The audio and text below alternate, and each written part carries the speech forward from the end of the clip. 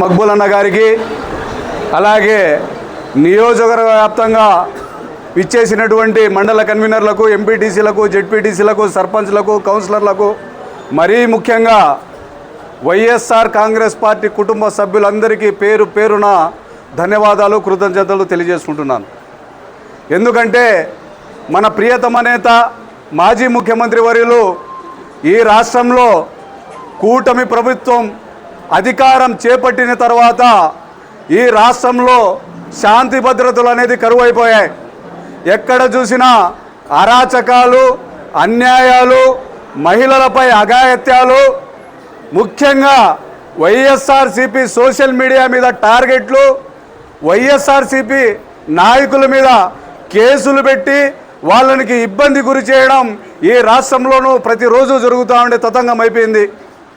దీన్ని ఉద్దేశించి ఈ రాష్ట్రంలో ఇంకొక 3.5 సంవత్సరం మాత్రమే ఈ కూటమి ప్రభుత్వం అధికారంలోకి ఉంటుంది. ఈ కూటమి ప్రభుత్వం అధికారం పోయిన తర్వాత మళ్ళీ ముఖ్యమంత్రిగా జగన్మోహన్ రెడ్డి గారు ఈ రాష్ట్రంలో బాధ్యతలు తీసుకుంటారు. బాధ్యతలు తీసుకున్న తర్వాత ఏ అధికారి అయితే, ఏ కూటమి నేత అయితే వైఎస్ఆర్ కాంగ్రెస్ పార్టీ శ్రేణులను ఇబ్బంది పెట్టుంటారో వాళ్ళు ఇంతకు ముందే మన మాజీ ముఖ్యమంత్రి వారు చెప్పడం జరిగింది. విదేశాల్లో దాక్కున్నా లాక్కొస్తాం, చట్టపరమైన శిక్షిస్తామని చెప్పేసి. అందుకోసమే ఈరోజు ఈ డిజిటల్ బుక్ ఆవిష్కరణ అనేది రాష్ట్ర వ్యాప్తంగా వైఎస్ఆర్ పార్టీ శ్రేణులకు దగ్గర చేయడం జరిగింది. ఈ మధ్యకాలంలో అసెంబ్లీ అంటే ఒక దేవాలయం, ఒక చర్చి, ఒక మసీదు.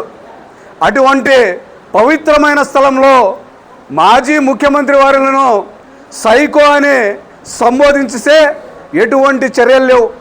అలాగే కొన్ని కోట్ల మంది అభిమాన నాయకుడు, సినీ యాక్టర్ అయినటువంటి మెగాస్టార్ చిరంజీవి గారిని చులకన భావంతో అసెంబ్లీలో మాట్లాడితే వాటి మీద ఎటువంటి యాక్షన్ లేదు.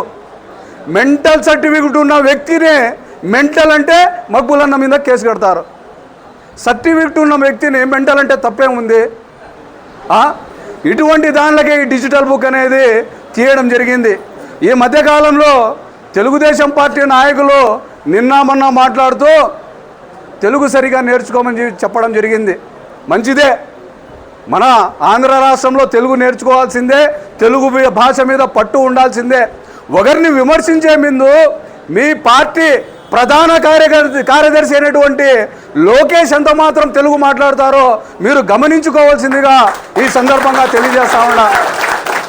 కాబట్టి డిజిటల్ బుక్ అనేది, రెడ్ బుక్ అనేది పాయిజన్ అయితే ఈ డిజిటల్ బుక్ అనేది దానికి యాంటీడోస్ అని చెప్పేసి ఈ సందర్భంగా మీ అందరికీ